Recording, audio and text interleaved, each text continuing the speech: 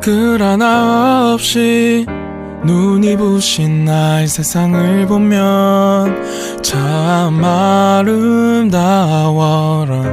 향기로운 꽃 우뚝 솟은 나무 옆에 보이는 빌딩도 너무 예뻐라. 어떻게 이렇게 나 예쁠 수가 있는지 누군가가 없었다면 가능이나 했을지. 하지만 저기 저 끝에서 여기를 지나서 반대편 끝까지 복잡한 일상은 가득해. 엄청난 전쟁, 그게 전쟁이지만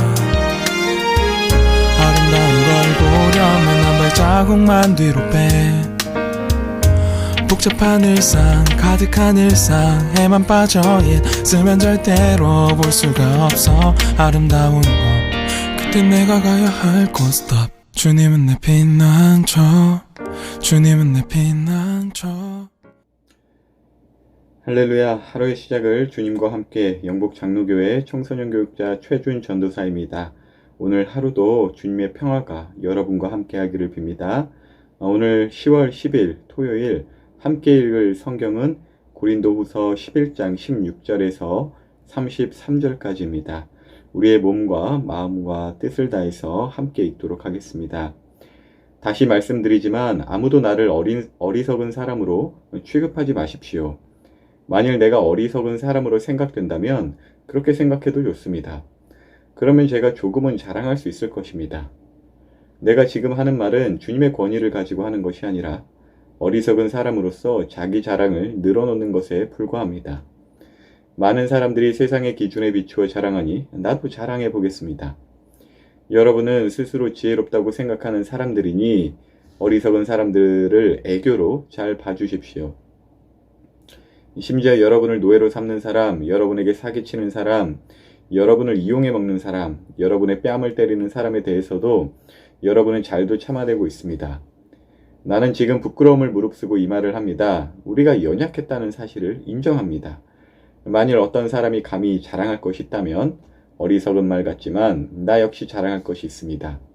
그들이 히브리인입니까? 나도 히브리인입니다. 그들이 이스라엘 사람입니까? 나도 그렇습니다. 그들이 아브라함의 자손입니까? 나도 그렇습니다. 그들이 그리스도의 일꾼입니까? 이 말을 할 때 내가 제정신이 아닌 사람처럼 보이겠지만 나는 그 사람들보다 더 뛰어난 일꾼입니다. 나는 더 많이 수고했고 감옥에도 더 많이 갇혔으며 셀 수 없을 정도로 매를 많이 맞았고 죽을 고비도 여러 번 넘겼습니다. 또 유대인에게 39대에 맞는 태형을 5번이나 당하였습니다. 몽둥이로 3차례 맞고 돌에 맞은 적도 한 번 있었습니다. 배가 난파된 적도 3번 있었으며 밤낮을 망망대해서 표류한 적도 있었습니다. 자주 여행을 하는 동안 강물의 위험과 강도들로부터 오는 위험, 내 동족들에게서 받은 위험, 이방인들에게서 받는 위험, 도시에서 당하는 위험, 황량한 광야에서 당하는 위험, 바다의 위험, 또한 거짓 신자들로부터 오는 위험을 겪었습니다. 나는 수고하며 애쓰며 살았습니다. 잠 못 들어 밤을 지샌 적이 여러 번이고 배고프고 목마르고 굶기도 자주 하고 추위에 떨고 헐벗음의 고통도 받았습니다. 다른 것들은 접어두더라도 나는 날마다 모든 교회들에 대한 염려로 마음이 짓눌렸습니다. 누가 약해지면 나도 약해지지 않겠습니까? 누가 걸려 넘어지면 내 마음이 새까맣게 타지 않겠습니까? 내가 꼭 자랑을 해야 한다면 나의 약함을 자랑하겠습니다. 영원히 찬송받으실 우리 주 예수님의 아버지 하나님께서는 내 말이 거짓말이 아니라는 것을 아십니다. 내가 다마스커스에 있었을 때에는 아레다 왕의 총독이 나를 체포하려고 다마스커스 성을 지키고 있었는데 나는 광주리를 타고 성벽 창문 아래로 내려와 총독의 소나기에서 빠져나온 적도 있습니다. 오늘 성경에서도 바울이 자신이 왜 사도인지 그리고 또 자신이 어떤 면에서 하나님의 일꾼인지에 대해서 그 청소년 큐티에 나와 설명했듯이 마치 자기소개서를 쓰듯 말해주고 있어요.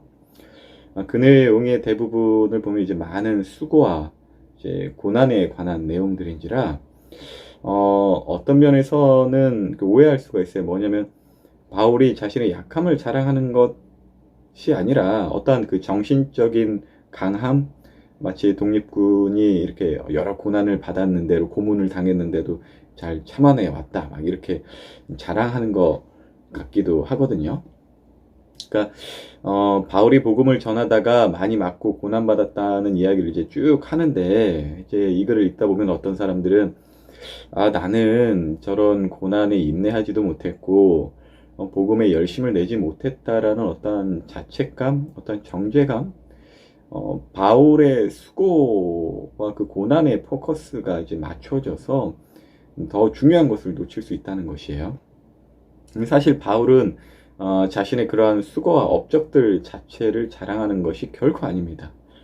오히려 그 가운데서 자기가 얼마나 약하였는가를 말하는 것이 목적이에요. 왜냐하면 바울은 자기의 사도됨과 어떤 하나님의 일꾼됨의 가장 큰 증명으로 자기를 드러내는 것이 아니라 예수님을 보게 하는 것. 그러니까 예수님을 보도록 하는 사람들이 사도이고 하나님의 일꾼이라는 그 이야기를 어떤 고린도 교인들의 그 눈높이에 맞춰서 여러 자랑과 같은 이야기들을 한다는 것이죠. 그러니까 자신의 약함을 통해 일하시는 하나님의 강하심, 그 복음의 능력이 바로 드러날 수 있는 방법으로 굉장히 그 거짓 사도들이 자랑하는 어떤 그 수사학을 능가하는 수사학으로 사실 말을 하고 있는 거예요. 굉장히 지적인 사람입니다. 그래서 오히려 자기가 말한 어떠한 고난이나 수고 자체가 자신의 어떠한 강함, 또 이게 자랑이 될까 싶어서 그 여러 가지를 고려하면서 30절부터 이렇게 말해요. 내가 꼭 자랑해야 한다면 나의 약함을 자랑하겠습니다. 31절 영원히 찬송받으실 우리 주 예수님의 아버지 하나님께서는 내 말이 거짓말이 아니라는 것을 아십니다. 그리고 32절 내가 다마스커스에 있었을 때에는 아레다 왕의 총독이 나를 체포하려고 다마스커스 성을 지키고 있었는데 33절입니다. 나는 광주리를 타고 성벽 창문 아래로 내려와 총독의 소나기에서 빠져나온 적도 있었습니다. 라고 이제 바울이 말하는데 어떤 무용담처럼 들릴 수도 있긴 하겠지만 바울이 염두하면서 30절에 먼저 딱 이 내용들을 잘 이해할 만한 그 자신의 약함을 자랑한다라고 이야기하는 무용담을 이야기한다는 게 아니라 그러니까 이게 무슨 자랑거리겠어요? 몰래 도망쳤다는 이야기가요? 그러니까 다시 말해 나는 총독에 맞서 온갖 고문을 당하면서 복음을 위하여 나의 정신력과 인내로 막 사명을 완수했다. 어떤 승리주의에 맞춰진 간증을 말하는 것이 아니에요. 몰래 빠져나온 어떤 자신의 약함과 부끄러움과 강하지 못함을 고백하는 것이에요. 그러나 그 어떤 바울이 빠져나올 수 있게 하는 어떤 성도들의 도움이나 하나님의 그 인도하심이 오히려 더 드러나면서 예수님께서 계속적으로 자신을 사용한다는 것도 함께 이렇게 전하고 있는 것이죠. 우리가 예수님을 믿는다고 하고 또 어떠한 것을 간증을 하려고 할 때 어떤 승리주의에 혹은 어떠한 승리주의가 아니라 어떠한 병이 고쳐지거나 수천 명을 회심시키거나 이런 것도 정말로 너무나도 귀한 간증이고 우리 친구들과 저에게 있었으면 꼭 하는 그런 간증이기도 하고 동시에 어떠한 나의 복음을 전함으로써 받는 고난, 여러 가지 수고로움, 어떠한 정신 승리 이러한 것들 이제 간증이라고 이제 말을 할 수 있으면서 이제 발표를 하실 수도 있는데 어떤 승리, 어떤 패배 안에서의 자신의 어떠한 그 열심이 포커스에 맞춰진다면 그것은 바울이나 또 복음의 관점에서 본다면은 전혀 간증이 될 수가 없습니다. 이번 달 월간 미션이 우리 간증이잖아요. 내일 기획 목장에서 어떻게 준비하실지 모르겠지만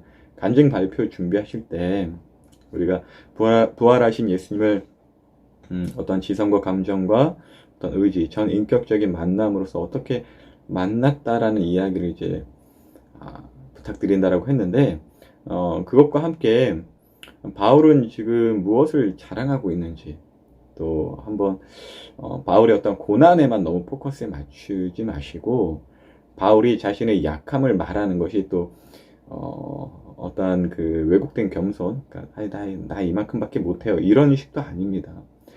이 예수님이 어떻게 드러나는지 한번 기도하시면서 또 생각해 보시면 참 좋을 것 같아요.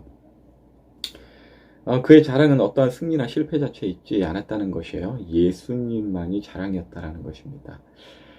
굉장히 이제 바울이 사실 어마어마한 수사학과 여러 가지를 지금 굉장히 이제 쓰고 있는 거예요. 거짓 사도들이 뭐 지적으로 이리저리 해가지고 이제 사도 바울이 어떤 면에서는 볼 때 야 진짜 지식에서는 지식으로 제대로 어떤 논리면 논리에 있어서 아주 갖고 노는구나 거짓 사도들을, 이런 점도 오늘 좀 느낄 수 있었습니다. 아무튼 오늘 평안한 주말 되시고요. 내일 뵙도록 할게요. 주님의 평화가 여러분과 함께 하기를 빕니다.